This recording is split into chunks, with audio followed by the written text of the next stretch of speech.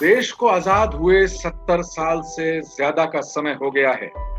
नरेंद्र मोदी सरकार ने अनुच्छेद 370 के डंक तोड़ दिए हैं। कश्मीर में मनमानी वाला अनुच्छेद 35A बीती बात हो गया है।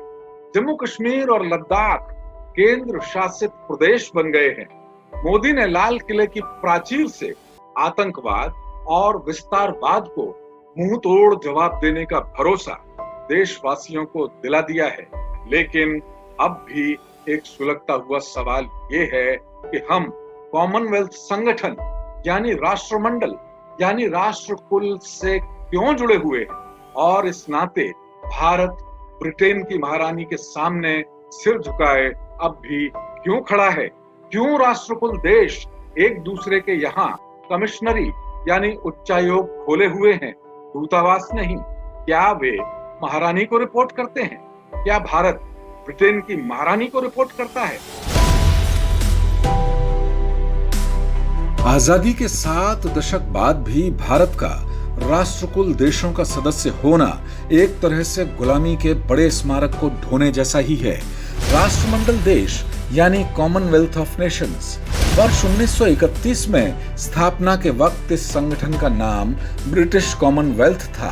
इस क्लब से 54 देश जुड़े, जिनमें से फिजी को स्थायी तौर पर निलंबित किया जा चुका है, और 2013 में गैम्बिया ने संगठन पर साम्राज्यवाद को बढ़ावा देने का आरोप लगाते हुए खुद के इससे अलग होने का ऐलान कर दिया था। हालांकि गैम्बिया की सरकार पर खुद मानवाधिकारों के उल्लंघन के आरोप लगते रहे हैं। ये भी जान लीजिए कि दुनिया का सबसे नया देश दक्षिणी सूडान भी कॉमनवेल्थ के पक्ष में है। अंग्रेजों के गुलाम रहे बहुत से देश अलग अलग कारणों से कॉमनवेल्थ से जुड़े हैं, लेकिन दुनिया के सबसे बड़े लोकतंत्र यानी भारत के सामने ऐसी क्या मजबूरी है कि वो साम्राज्यवादी प्रतीक का हिस्सा बना हुआ है? आपको बता दूं कि मौलिक तौर पर राष्ट्रमंडल देश वे देश हैं जो कभी ब्रिटेन के गुलाम रहे थे। कॉमनवेल्थ ऑफ नेशंस का मुख्यालय लंदन में है। लंदन घोषणा के तहत ब्रिटेन की महारानी राष्ट्रमंडल देशों के क्लब की प्रमुख हैं। वर्ष 1947 में भारत और पाकिस्तान के आजाद होने के बाद राष्ट्रमंडल का आधुनिक स्वरूप निश्चित हुआ। राष्ट्रमंडल या राष्ट्रकुल देशों का कोई चार्टर नहीं है। इसके प्रमुखों की हर 2 साल में बैठक होती है। इसके अलावा भी कई स्तरों की बैठकें होती रहती हैं। वैश्विक स्तर पर मौजूदा सियासी ध्रुवीकरण के मद्देनजर कॉमनवेल्थ देशों के क्लब के औचित्य को लेकर बहस गाहे बगाहे होती रहती है, लेकिन इस पर गंभीर मंथन शायद नहीं हुआ है। ब्रिटिश कॉमनवेल्थ की स्थापना के पीछे ब्रिटेन का मकसद था कि इसके जरिए उसके चंगुल में रहे देशों में उसका दबदबा कायम रहेगा। उसे लगा होगा कि इसके जरिए वो विश्व बिरादरी में अपना कूटनैतिक वर्चस्व यानी दबदबा कायम रख पाएगा। लेकिन आज के हालात में ये साफ हो चुका है कि ब्रिटेन इसमें कतई कामयाब नहीं हो पाया है।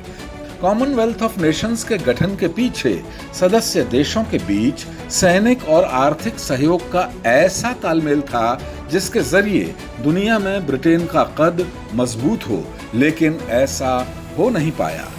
60 के दशक के आखिर से उसका दबदबा कम होने लगा और सदस्य देशों के बीच विवाद उभरने लगे।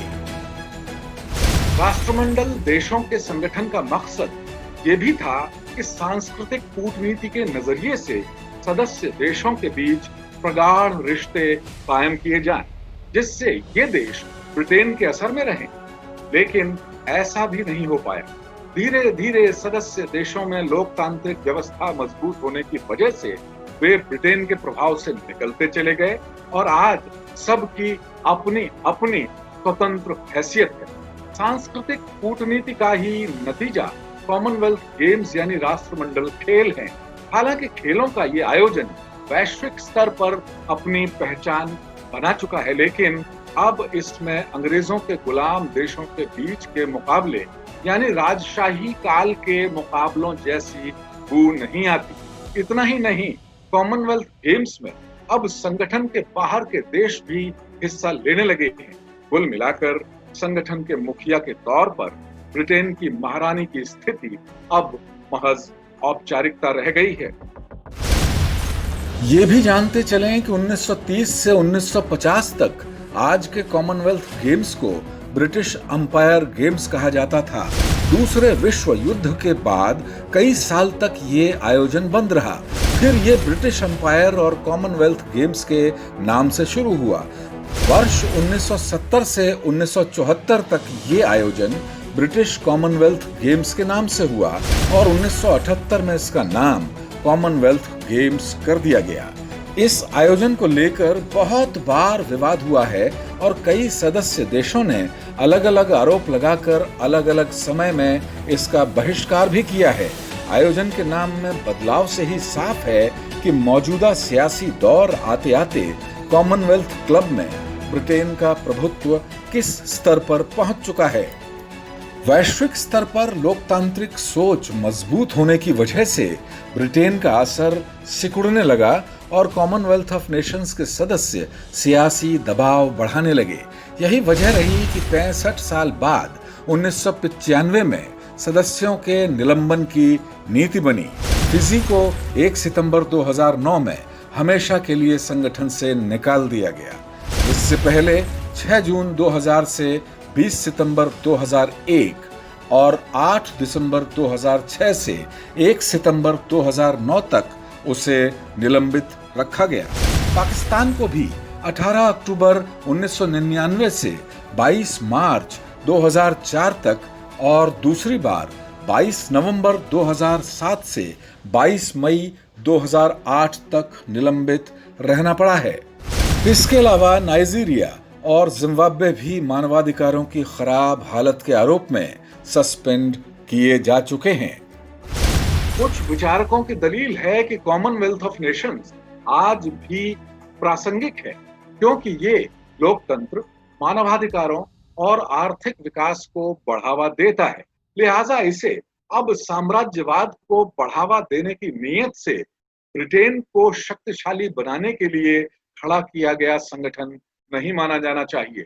उनकी दलील है कि बदलते हुए विश्व परिवेश में ये संगठन दुनिया भर के देशों के दूसरे कई संगठनों की तरह ही है। वे कहते हैं कि 70 और 80 के दशक में कॉमनवेल्थ ऑफ नेशंस के दबाव की वजह से ही दक्षिण अफ्रीका में रंग भेद खत्म हो पाया। हो सकता है कि ये दलील एक हद तक सही हो, लेकिन खुद ब्रिटेन के विदेश मंत्री रह चुके विलियम हेग का मानना था कि दुनिया में लोकतंत्र के विकास और टकराव टालने की दिशा में अगर कॉमनवेल्थ ने ज्यादा सक्रियता नहीं दिखाई तो ये संस्था अप्रासंगिकता की ओर जा सकती है। उनका मानना था कि कॉमनवेल्थ अपने भविष्य को लेकर गंभीर सवालों से घिरा हुआ है।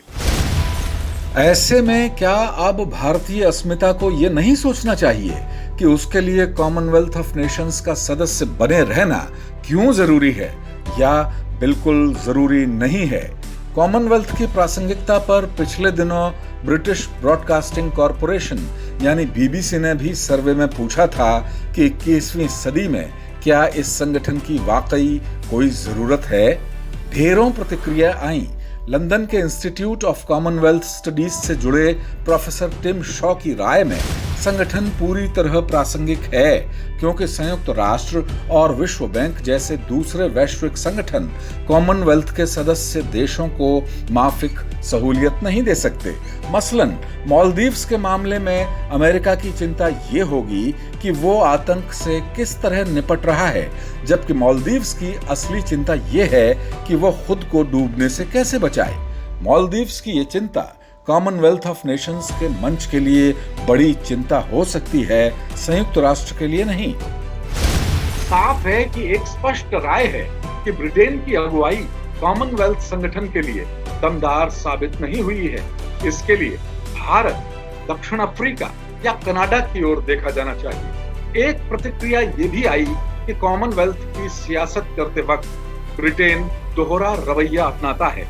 जिम्बाब्वे पर लोकतांत्रिक मूल्यों और मानवाधिकारों के हनन का आरोप लगाकर उसे संगठन से सस्पेंड किया जाता है।